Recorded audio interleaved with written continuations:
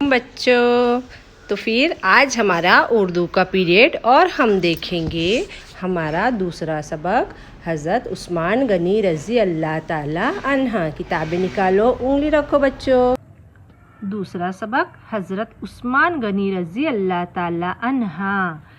पहली बात, हज़रत मोहम्मद सल्लल्लाहु अलैहि वसल्लम के बाद अरब और इसके अतराफ़ मुसलमानों की जो हुकूमत कायम हुई, इसकी निगरानी और वहाँ क़वानीन को आम करने के लिए जो निज़ाम बना, इसे खिलाफत कहते हैं। आप 5वीं जमात और 6ठी जमात में हज़रत अबू बकर सिद्दीक़ और हज़रत उस्मान रज़ी अल्लाह ताला अन्हा की खिलाफत के बारे में मालूमात हासिल कर चुके हैं। इन दो असहाब के बाद हज़रत उस्मान रज़ी अल्लाह ताला अन्हा हज़रत अली रज़ी अल्लाह ताला अन्हा खलीफा बनाए गए। तारीख़ में इन 4 असहाब रज़ी अल्लाह ताला अन्हा खिलाफत को खिलाफत राशिदा कहा जाता है। हज़रत उस्मान रज़ी अल्लाह ताला अन्हा की खिलाफत का ज़माना दुनिया के मुख्तलिफ़ ममालिक में इस्लाम की अशात का ज़माना था। इस्लामी तालीम और इस्लामी माशरे पर इन मुल्कों के असरात भी पड़ने लगे थे। ख़ास तौर पर ईरानी तसव्वुरात ने अहमियत हासिल कर ली थी। इसका असर हज़रत उस्मान रज़ी अल्लाह ताला अन्हा की खिलाफत पर भी पड़ा। झेल के सबक में आप सल्लल्लाहु अलैहि वसल्लम की अजीम शख्सियत और खिलाफत के चंद वाक़यात पेश किए जा रहे हैं। जान पहचान। सलीम शहजाद 1 जून 1949 को धुलिया महाराष्ट्र में पैदा हुए। मालेगांव में तालीम हासिल की और दर्स तदरीस का पेशा इख्तियार किया। उर्दू और अंग्रेज़ी अदब के तमाम असनाफ पर इनकी गहरी नज़र है। तनकीदी किताबों के अलावा उन्होंने लुग़त और उर्दू कवायद पर भी किताबें लिखी।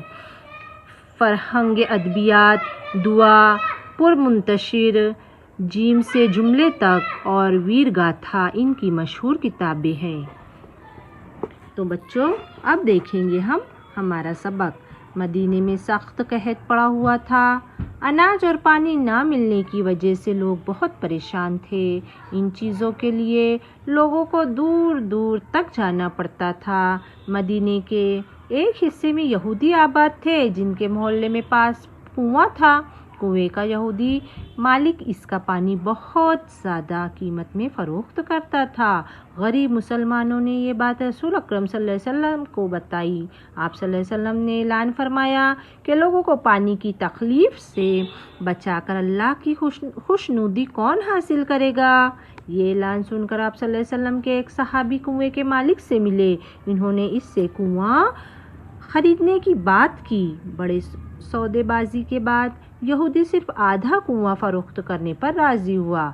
आधे कुएं से मुराद ये थी कि एक दिन तो कुआं ख़रीदने वाला इसका पानी इस्तेमाल करेगा और दूसरे दिन यहूदी कुएं के पानी का मालिक होगा। कुआं ख़रीदने वाले के एक दिन तो वाले सहाबी ने सौदा मंजूर कर लिया। जिस दिन कुएं इनका होता, मदीने के तमाम बाशिंदे इससे मुफ्त पानी हासिल कर लेते। लेकिन दूसरे दिन यहूदी अपना पानी मुसलमानों को बहुत महंगे दामों में फ़रोख्त करता। तब मुसलमानों ने ये किया कि जिस दिन कुआं यहूदी का ना होता, वो दो दिन का पानी जमा कर लेते। इस दिन दूसरे दिन यहूदी से पानी ख़रीदने कोई ना जाता। परेशान होकर यहूदी ने कुआं ख़रीदने वाले सहाबी से कहा कि मैं पूरा कुआं बेचने के लिए तैयार हूँ। सहाबी ने कुएं की बकिया कीमत भी अदा कर दी और इसे मदीने के सभी बाशिंदों के लिए वक्फ कर दिया।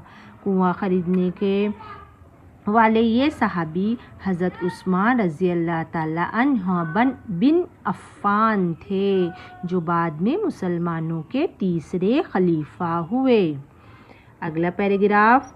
हज़रत उस्मान रज़ी अल्लाह ताला अन्हा का ख़ानदान मक्के के एक मुमताज़ और बाइख्तियार ख़ानदान था, जिसका शुमार कबीला कुरैश के रईसों में होता था।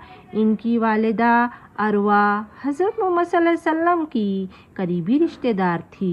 हज़रत उस्मान रज़ी अल्लाह ताला अन्हा दरमियाना कद और मजबूत बदन के खूबरू शख्स थे। ये बात भी मशहूर है کہ حضرت محمد صلی اللہ علیہ وسلم سے حضرت عثمان رضی اللہ تعالیٰ عنہ کی بہت مشابہت تھی۔ حضرت عثمان رضی اللہ تعالیٰ عنہ نہایت باحیا، صبر والے، نرم دل اور سخی تھے۔ اپنی سخاوت کی وجہ سے وہ غنی کہلائے۔ وہ صفائی پسند تھے، روزانہ غسل کرتے تھے، صاف ستھرے کپڑے پہنتے تھے، خوشبو لگاتے تھے۔ اسلام قبول کرنے کے بعد ہر جمعہ ایک غلام آزاد کرنا ان کا شعار بن گیا تھا۔ خود سادہ کھانا کھاتے لیکن مہمانوں کو ہمیشہ لذیذ اور عمدہ کھانا کھلاتے تھے۔ خلیفہ بن جانے کے بعد بھی انہوں نے کبھی خود کو عام مسلمانوں سے برتر اور افضل نہیں سمجھا۔ وہ سب کے ساتھ بیٹھتے، سب کی عزت کرتے، لیکن کسی سے اپنی تکریم خواہش نہ کرتے تھے۔ ایک مرتبہ اپنے ایک ملازم سے کہا کہ میں نے تجھ پر جو زیادتی کی ہے مجھ سے اس کا بدلہ لے لے، اور ضد کر کے ان ملازم سے اپنے کان پکڑوائے۔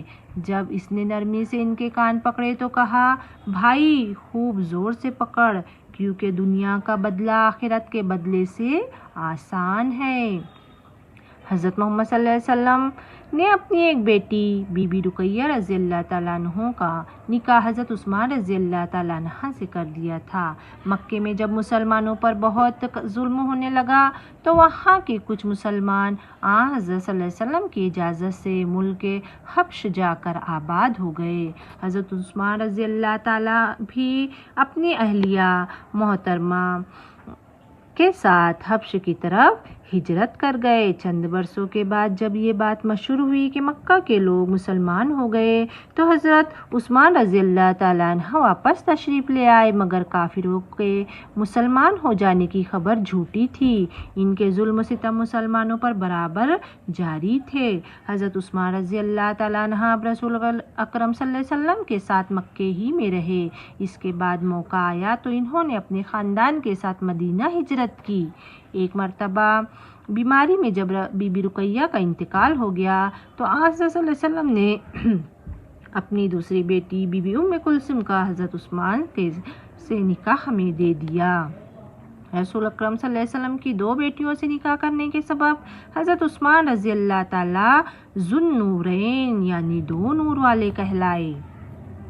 ایک بار قحط ہی کے زمانے میں حضرت عثمان رضی اللہ تعالیٰ عنہ کے یہاں غلے سے لدے ہوئے 1000 اونٹ آئے۔ مدینے کے بہت سے تاجر دوڑتے ہوئے ان کے پاس پہنچے اور انہوں نے دگنی قیمت پر غلے کا سودا کرنا چاہا۔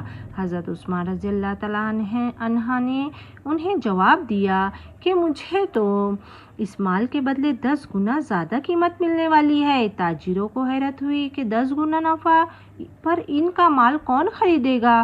حضرت عثمان رضی اللہ تعالیٰ عنہ نے سارا غلہ ضرورت مند عوام میں تقسیم کر دیا اور تاجروں سے کہا کہ اللہ تعالیٰ ایک نیکی کے بدلے 10 نیکیوں کا ثواب عطا کرتا ہے۔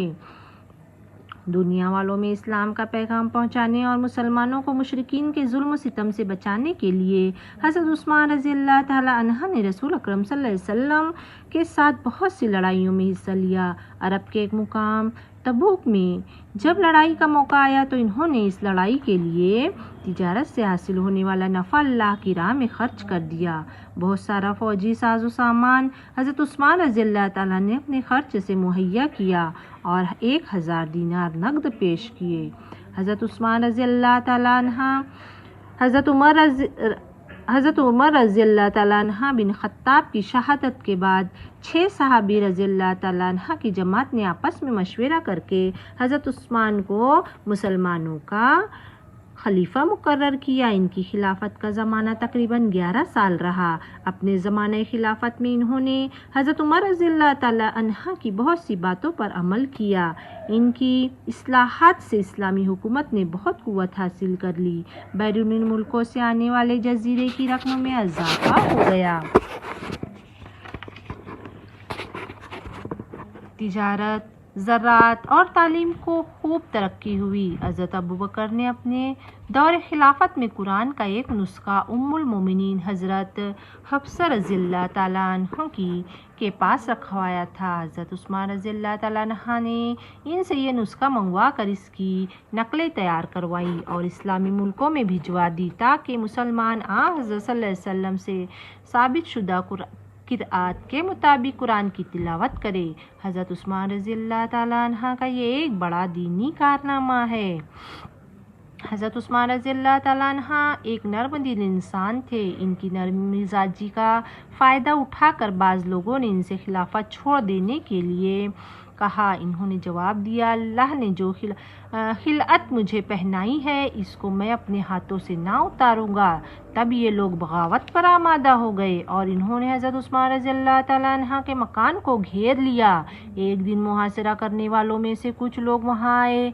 हज़रत अली रज़ियल्लाहु ताला अन्हा के बड़े बेटे हज़रत हसन रज़ियल्लाहु ताला ने रोका मगर बागी ने ज़ख्मी करके मकान में घुस गए। इस वक्त हज़रत उस्मान रज़ियल्लाहु ताला अन्हा कुरान की तिलावत कर रहे थे। इसी हालत में बागियों ने इन्हें शहीद कर दिया। इस वक्त इनकी उम्र 80 साल से ज़्यादा थी। तो बच्चों ये था हमारा उर्दू का सबक, दूसरा सबक। अब हम देखेंगे इसमें अल्फाज के मानी। जो मुश्किल अल्फाज है उसके मानी दिए हुए है। वक्फ कर देना यानी आवाम की भलाई के लिए अपनी चीज़ बिला मुआवजा दे देना। खूबरू यानी खूबसूरत। मुमताज़ यानी बाइज़्ज़त। और शिआर यानी तरीका, आदत। तकरीम यानी इज़्ज़त। हब्श यानी अफ्रीका का एक एथोपिया। जिज़िया यानी इस्लामी हुकूमत में रहने वाले गैर मुसलमानों से इनकी हिफाजत के लिए ली जाने वाली मामूली रकम। किरत यानी मुराद कुरान पढ़ने का तरीका। खिलअत यानी वो पोशाक जो बादशाह या बुज़ुर्गों की तरफ से दी जाए। मुराद मर्तबा। तो बच्चों ये थे हमारे अल्फाज मानी। अब हम देखेंगे कि हमें मश्की सवाल में एक जुमले में जवाब हल करना है। अपनी कॉपी में लिखकर मुझको सेंड करना है। आज सिर्फ एक जुमले में जवाब लिखने की कोशिश करो।